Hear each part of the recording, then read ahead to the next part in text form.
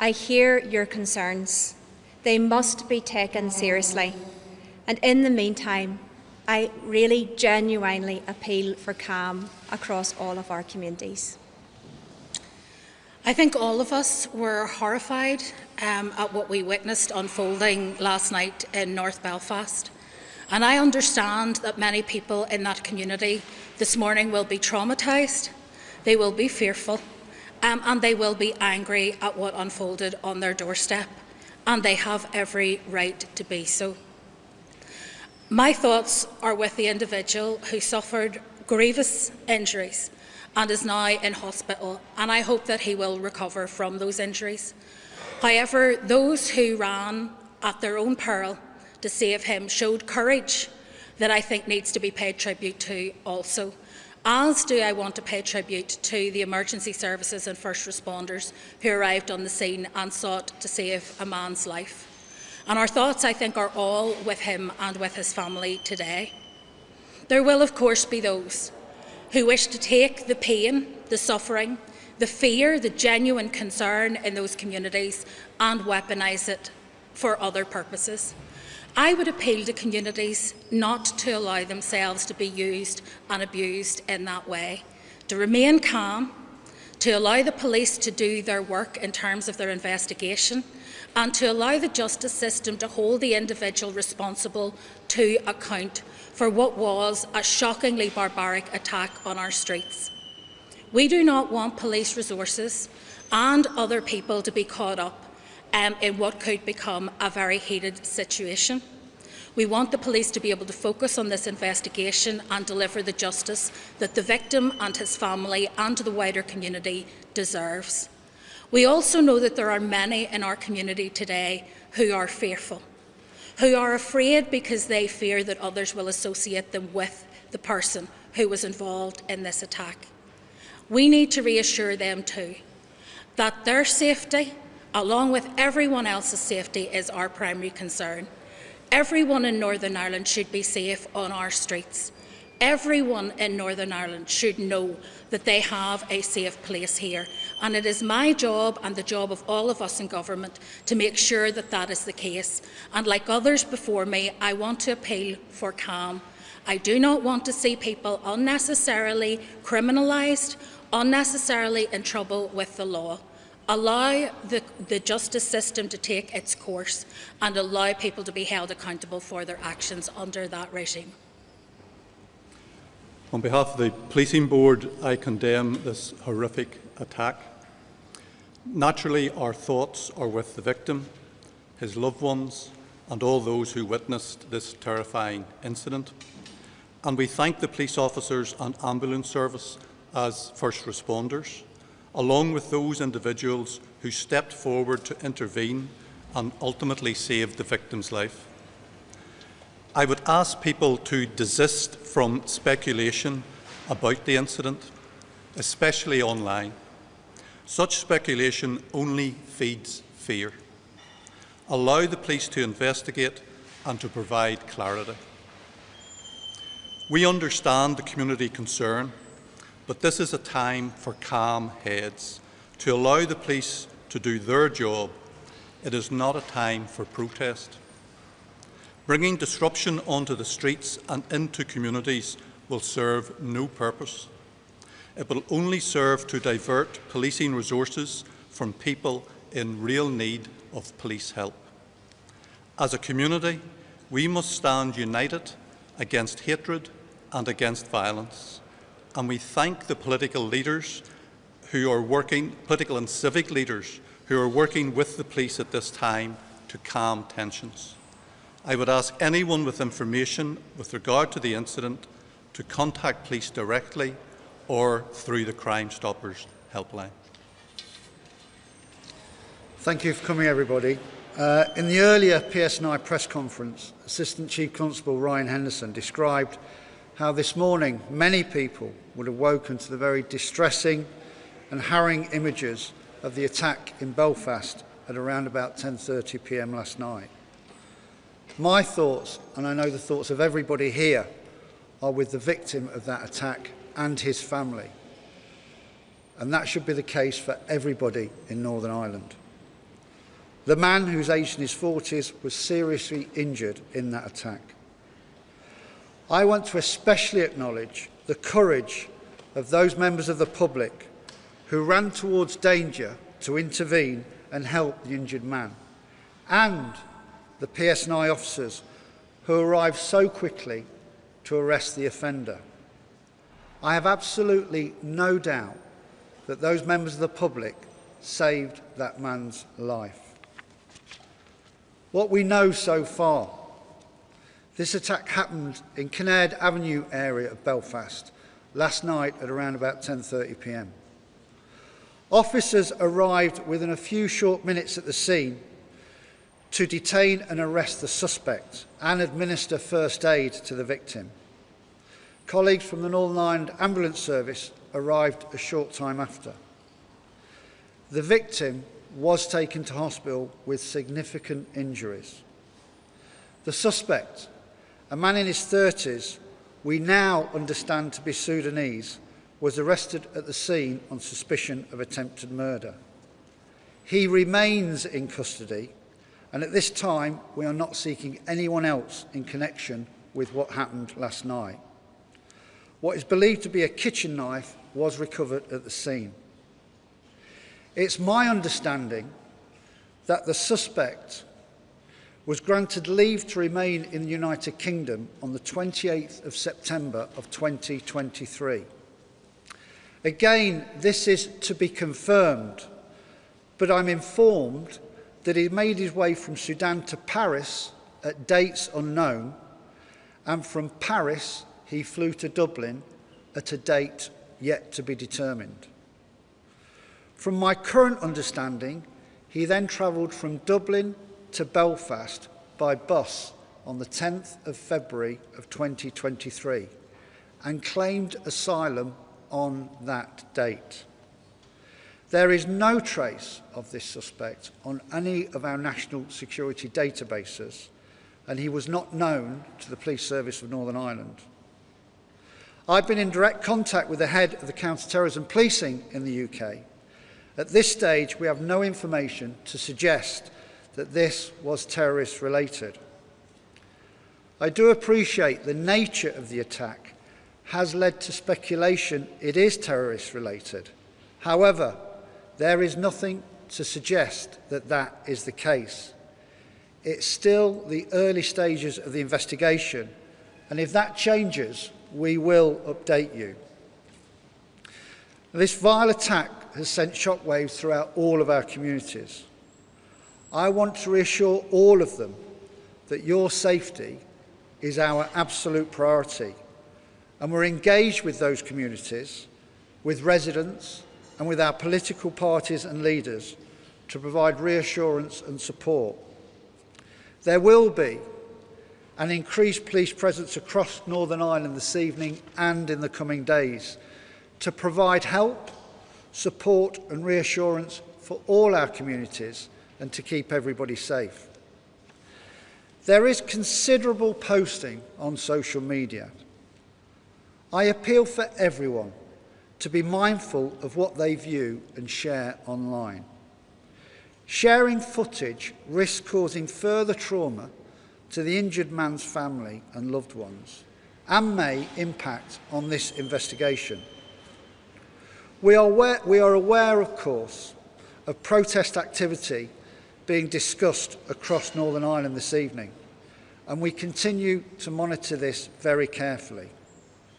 And I understand that last night's attempted murder will leave people feeling enraged with emotions from fear to anger.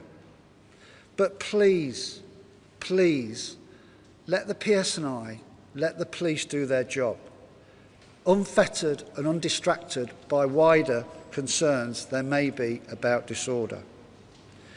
In August 2024 and June of 2025, we saw disturbances in Northern Ireland that benefited no one. Those disturbances resulted in damage to our own communities and the criminalising of our own young people.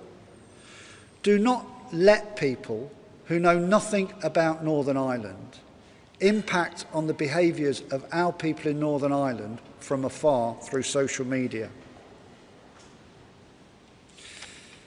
Remember the actions, forgive me, of those members of the public. They truly define our society in Northern Ireland. They saved a man's life last night.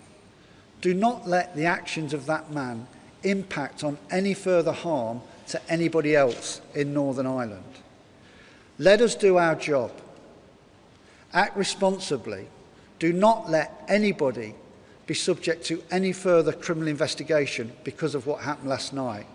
Let the criminal justice course take its course. I think we're now happy to take questions.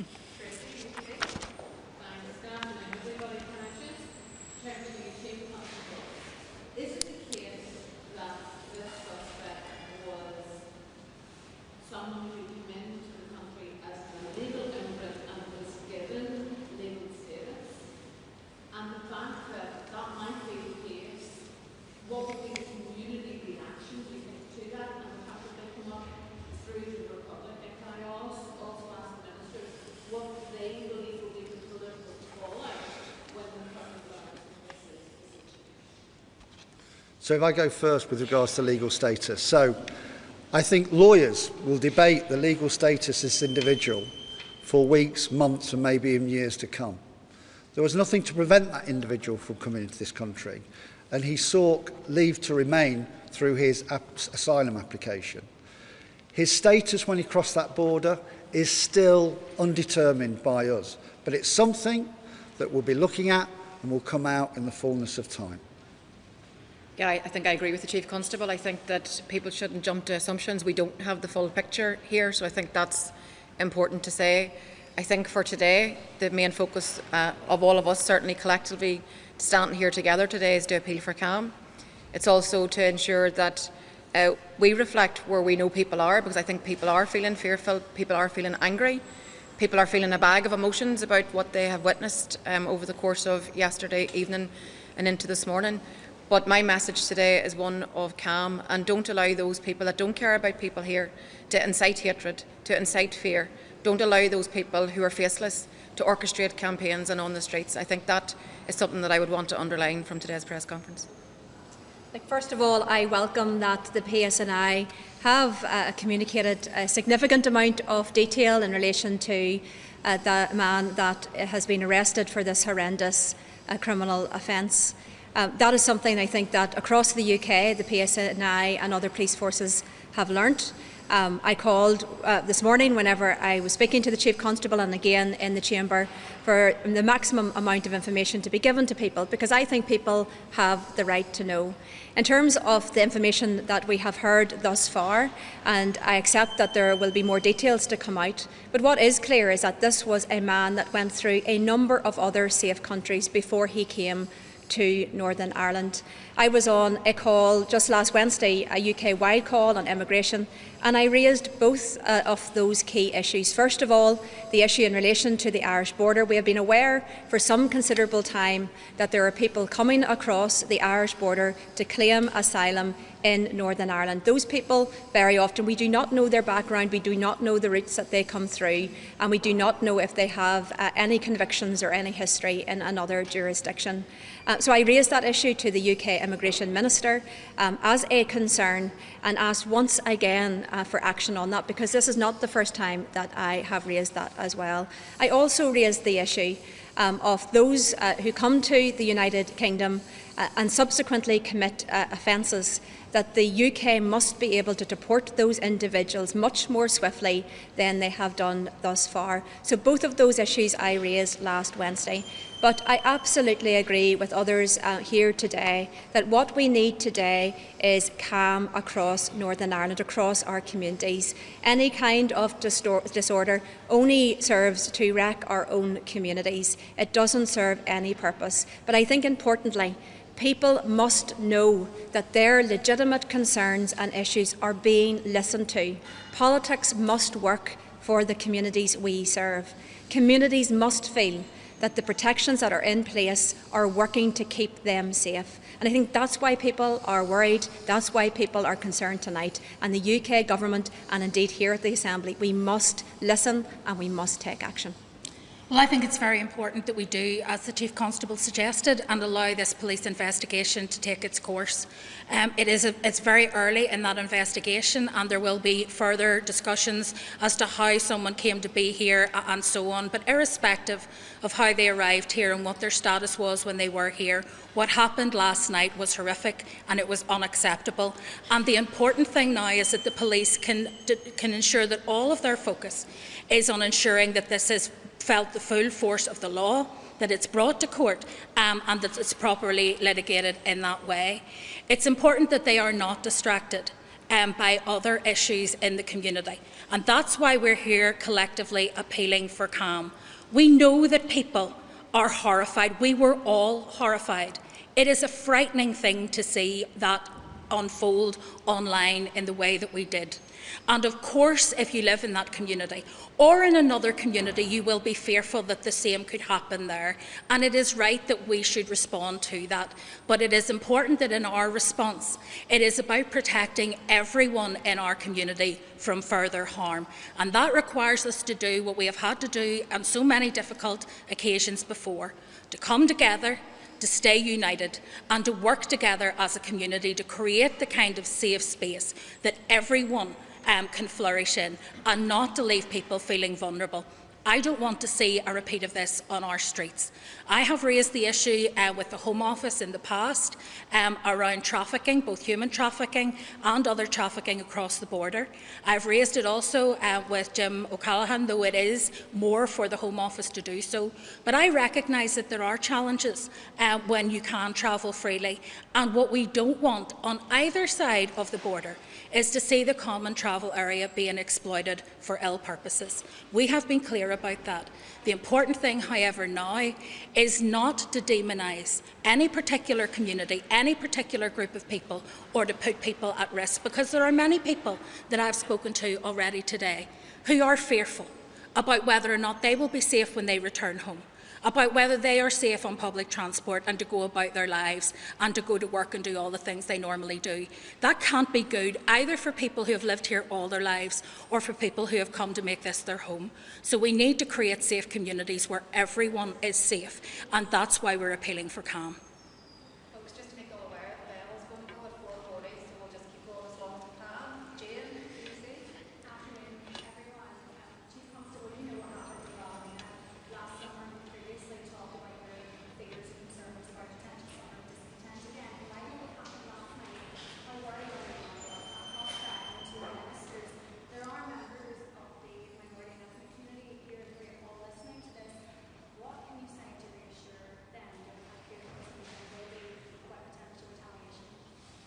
So if I begin, obviously I alluded to what we've seen in 2024 and 2025. People who contribute positively to society in Northern Ireland were attacked last year and the year before. The person responsible for this vile attack is in custody. Let the criminal justice process take its course. We have got incredible communities across Northern Ireland. The challenge we face with today's online toxic nature and the inciting of hatred is that that manifests itself by people doing things that they would not ordinarily do. And they are incited by people who are faceless and know nothing about this brilliant, vibrant place. I said earlier, what defined Northern Ireland last night was the reaction of the neighbours of that victim in going to his aid, without any fear for their own safety. That's the Northern Ireland that I know. And I appeal again, and that's why we're all here today, for everybody who is repulsed by what happened last night to understand the person responsible is in custody. Where there are any concerns about immigration, let's have those through a political debate. Let the criminal justice process take its course. And let's just remember that all of our communities in Northern Ireland almost entirely contribute positively to this place, and don't be fooled or duped into a trap by people online inciting awful behaviour. And just to chime with that very much, I say as First Minister to all of our migrant community that we have no tolerance for sectarianism, for hatred, for division. And to all those people out there that are stoking up tensions, particularly in that social media space, who have no care or interest in the people here, but are happy to, raise tensions, I say they do not represent us. This is a society that is welcoming, that is inclusive. We are good people. And I say to everybody out there, I don't want to see any person living in fear, and we need to say no to racism, no to hatred, no to sectarianism that is out there in our society. What happened last night was horrific. People need to separate those things out. Yeah, look, I think people want to have a conversation about immigration. I think communities are very concerned about what is happening. No community wants a dangerous person living within their community. And I do think that people are very frightened about that.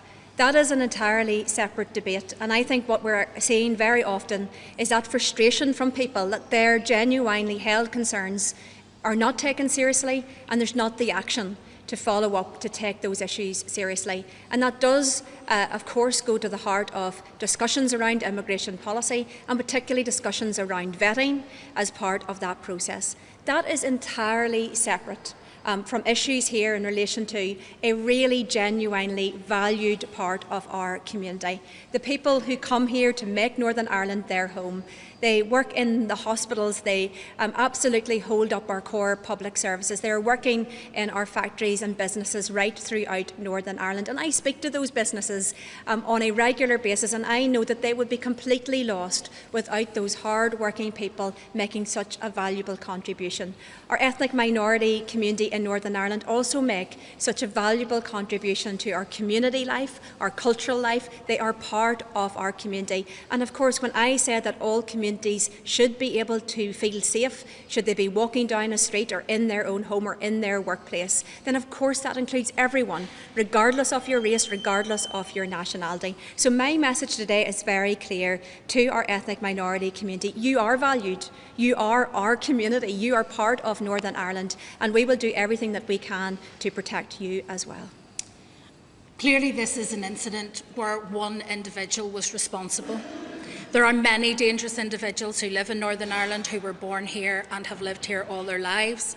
I grew up at a time in this place where my accent alone would have identified me when I went abroad as a potential threat in an airport or a potential threat in a community, and we were often abused for that. Though we shared nothing in common with those who were involved in that activity, we were all judged to be the same. I don't want that to happen to any person here because of the colour of their skin or their nationality or their background. This person is not representative of a whole community. He is an individual who should be held to account before the law.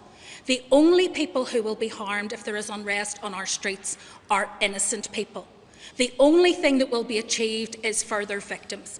And so I'm asking for people to be calm, to be rational at a time when it is easy to be irrational because you're hurt, you're upset and you're angry, and because there are bad faith actors who want to stir trouble. It is not in the interests of anyone in Northern Ireland for us to see our community torn apart in these instances. And I understand that many people from our ethnic minority and foreign national community will be fearful today. They have lived through previous cycles of retribution when someone who happens to be from an ethnic minority background commits a crime.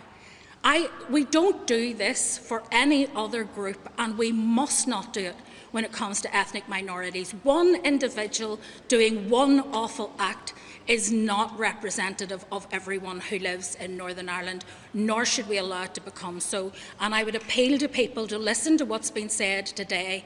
The guilty person, as far as the police are concerned, is in custody. The only people who will be harmed if there is unrest will be those who are innocent.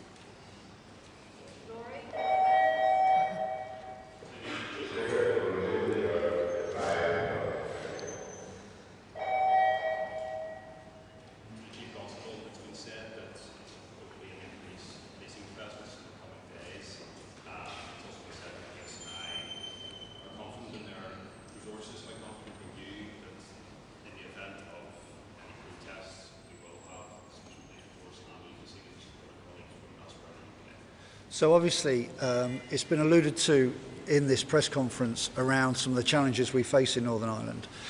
We'd already continged for challenges this summer. I was fearful because of what we've seen in the last 2 years that we could see a repetition. And last night's events obviously presents a challenge to us. But by us speaking so clearly now about the negative consequences of anybody doing anything that would result in anybody else being put in any way in danger or facing any harm, I'm hoping that sanity will prevail. And in the last 2 years, we've had so many young people in Northern Ireland whose lives have changed forever because they've gone in the criminal justice system, because we've identified them, we've arrested them, and we've successfully prosecuted them for disorder. Please don't do it. But we have got the resources to deal with this. We have already made contingencies around getting support from elsewhere. This is something that we're used to here. But I again appeal to everybody to please let sanity prevail. Nobody wants to see anything in this incredible place of Northern Ireland other than tranquility and people getting on together. And by the way, Northern Ireland is one of the safest places to live in the United Kingdom. Literally, almost the safest place to live. So let's remember that, and let's show that. And again, let's remember the community spirit here, which was demonstrated very clearly last night by the neighbours of this poor victim.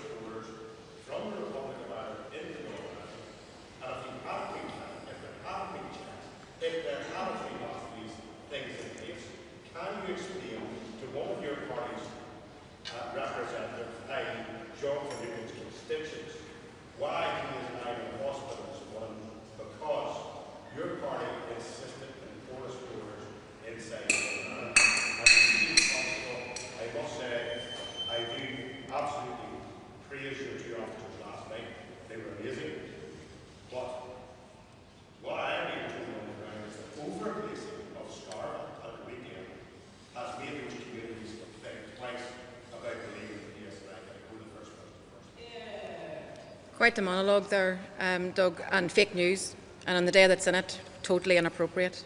I don't know any country that has open borders. I believe in an immigration system that is fair and managed and enforceable and compassionate and human rights compliant, but that is not the debate for today. The debate today is about our society, about our inclusive society, our welcoming society. Our conversation today is about our thoughts are very much with that gentleman who finds himself a victim of that violent and horrific attack last night. Our thoughts today are about creating calm in our society. So I think the message from here, from this platform, is very consistent, and I have no truck with your fake news. But you didn't answer the question. What was your reason for the borders to stay? I have no truck with your fake news.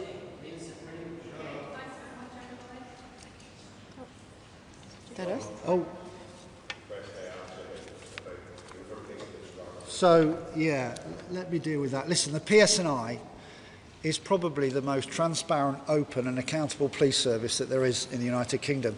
I would argue on the island of Ireland. We policed Scarva at the weekend. There were no arrests, there were no injuries. And I know there's been some public concern about the policing response, and we are meeting with community and political leaders to understand their perspective and to explain ours. And what we've done in recent years is show this organisation for the brilliant, brilliant police service it is. You will all have watched Peelers. I appeal to you to actually think about that. The officers who will be out there tonight, trying to do their best to provide community reassurance, are the officers that you've seen through that television programme. Ordinary people from across the communities in Northern Ireland trying to make this a better place. We're all in this together. And we must not let other people in any way provoke any activity that we do not want in our communities. So Scarva we will deal with, we'll be open, we'll be transparent, and we'll listen to what people have got to say, and we'll learn if we've got things wrong. But that's for another day.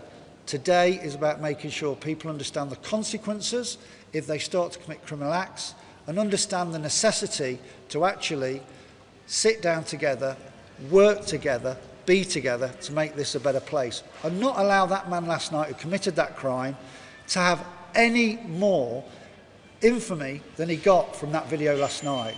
Do not give it to him. Let's all behave ourselves, and let's think of the family of that poor victim and the victim himself. Thank you.